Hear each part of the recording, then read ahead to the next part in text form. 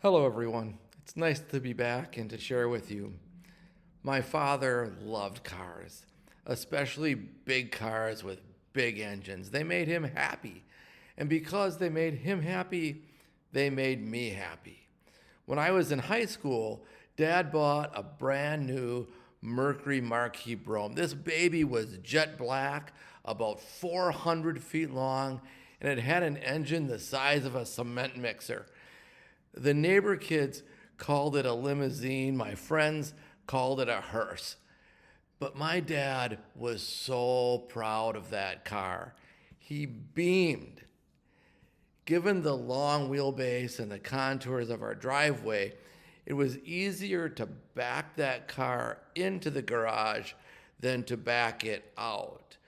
But backing it in was still dicey. One Friday night, I happened to be out with the car, and when backing it into the garage when I got home, well, I scraped the front fender on the door jamb. Actually, I did more than scrape it.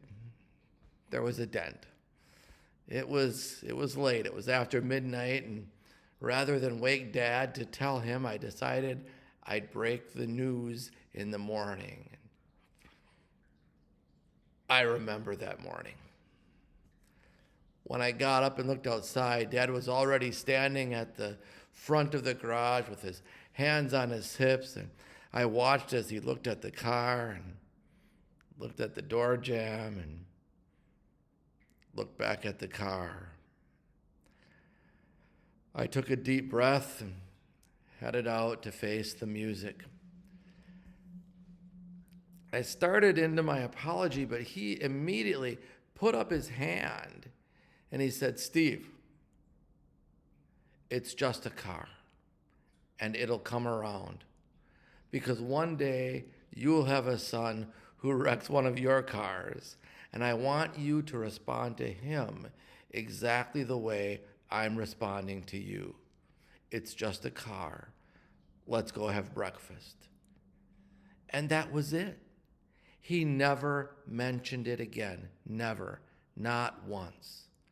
I had done him wrong. I had damaged his car, the thing that he loved so much.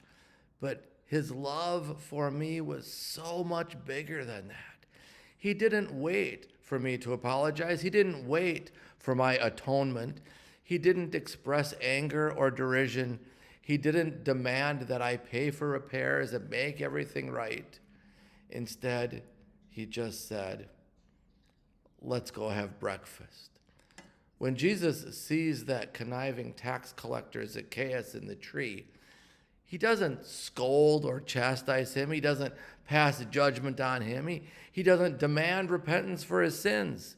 He simply says, "Zacchaeus, come on down here. I want to honor you by having dinner at your house." Now, the story does say that Zacchaeus promises to reform, but the sequence here matters. It matters a lot. Jesus led with love. Repentance followed. Love is the cause. Reform is the effect. It's not the other way around. We have to stop this notion we have of thinking that if we can convince people to change, if we can convince them to be more to our liking, then we will be better able to love them. Love is the cause. Reform is the effect. If you want to change the world, first change your heart. If you want to change the world, love your enemy. Don't ask others to become more lovable by your standards. Ask yourself to become more loving by God's standards. About 30 years later, I was sitting in my study on a Saturday afternoon when one of my sons walked in and said, "Dad, you better come outside." I stepped into the driveway and saw that he had backed my truck out of the garage and scraped it all along the side of another car sitting in the driveway. He took out two of my cars with one shot. He immediately began to apologize.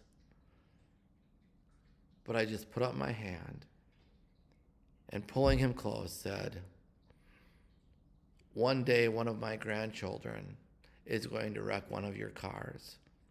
I want you to treat him exactly the same way I am treating you. Let's go have ice cream. May God's loving mercy rain down upon you. May God's loving mercy stir the heart within you. May God's loving mercy flow into the world from you. Peace be with you. Have a great week.